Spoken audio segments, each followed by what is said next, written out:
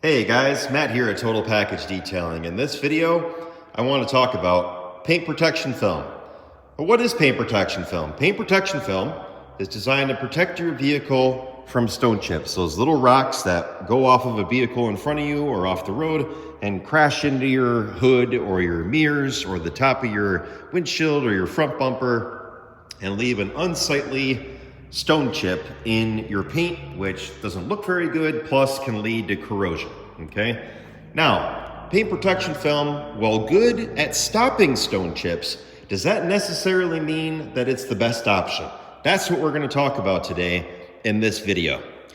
Let's look at this 2008 BMW X3. As you can see, it has paint protection film on it. However, if we're looking, you can't miss that there is a really faded piece of film on the front of this vehicle. It almost looks like somebody took a big piece of Scotch tape and put it over the front of this vehicle. Why is that? That's one of the downsides of paint protection film. Paint protection film doesn't last forever. It usually lasts anywhere from 3 to 5 years, and then it can start to fade. Yes, paint protection films have gotten a lot better over the years. They've become more durable. There's even ceramic coating infused paint protection films now, or you can even get a ceramic coating put over your paint protection film. But even with those advancements, paint protection film is still really only going to be good for about 3 to 5 years before you will notice some kind of discoloration. Once the discoloration takes place, you will be able to see quite a distinct line between where you don't have paint protection film and where you do have paint protection film. So that is one of the downsides of paint protection film. Another downside is the cost. A lot of people think that, oh, well, I just pay a one-time cost. No, that's not true. You're going to have to get the film done more than once if you're going to keep the vehicle for more than 3 to 5 years. Even if you did only keep the vehicle for 3 to 5 years, you're usually not going to recuperate the cost that you put the paint protection film back on when you resell the vehicle. Nobody is going to pay you the $1,200 to $1,500, in extra value for your PPF. They're just not going to do that.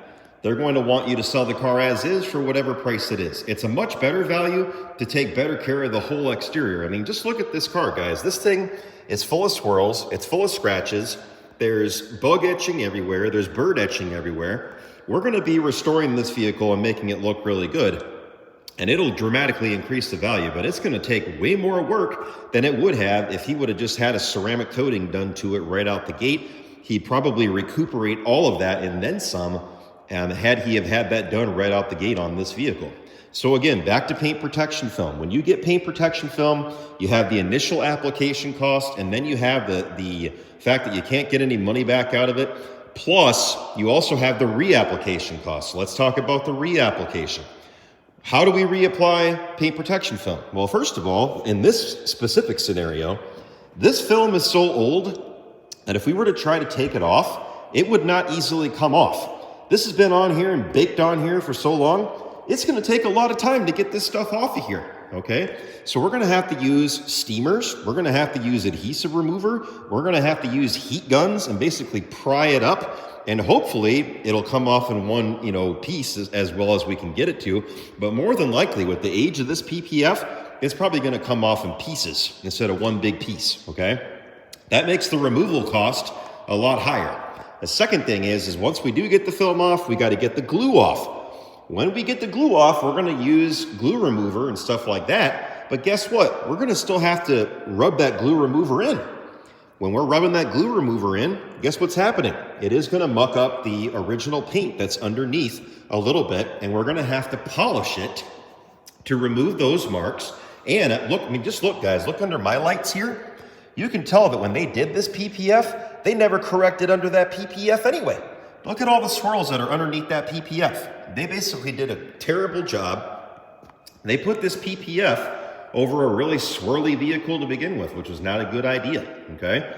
So we're gonna have that cost, and then we also have the cost of putting the new film back on the top. Now, if you're thinking about PPF and you're thinking about keeping the vehicle for more than 3 to 5 years, if you're okay with the initial upfront cost and the removal and reapplication cost, go right ahead. More power to you. If you want to get PPF, I've got some great people I can refer you to that do it.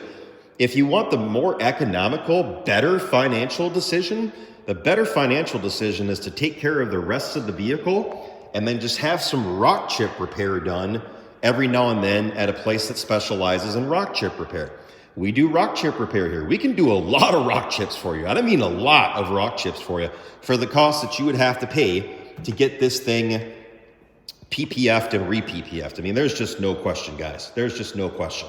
And you will definitely get your money back if you ever sold the vehicle. Let's be real, folks. Cars are more expensive now than they have ever been before. People are strapped for money with the way that the economy has gone. It's a smarter idea. Take it from somebody that does this every single day and has dealt with thousands of people. The best financial decision is to take care of the vehicle you have in the most economical way possible. Rock chip repair is usually going to be your best option if you have an everyday driver. Now, let's talk about when it is a great idea to definitely put PPF on your vehicle, okay? Couple of scenarios. Number one, if you have the money and you're okay with the money and money is no object and you just want it and you want to have it, by all means, go right ahead, okay? The other scenario is if you have a limited edition vehicle that is not going to get a lot of miles put on it. Maybe you go buy a really fancy sports car, okay, or some limited production vehicle, or you have like a vehicle from the past, you know, like a classic car or like a classic Porsche or like a classic Ferrari or something like that. Those kinds of vehicles are generally going to go what? Up in value. Because they go up in value, you want to keep them looking as original as possible. And generally, those kinds of cars are not getting 10, 12, 15,000 miles a year put on them.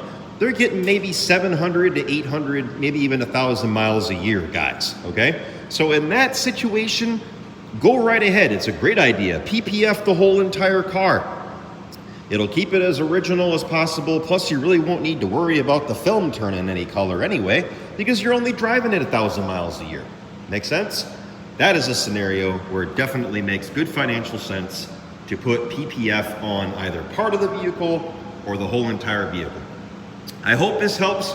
I am more than happy to look at your vehicle and help you determine what is going to be the absolute best thing for your situation and get you the best bang for your dollar so you can afford today's $3.89 egg prices. You can reach me at totalpackagedetailing.com or give me a call at 920-450-2085.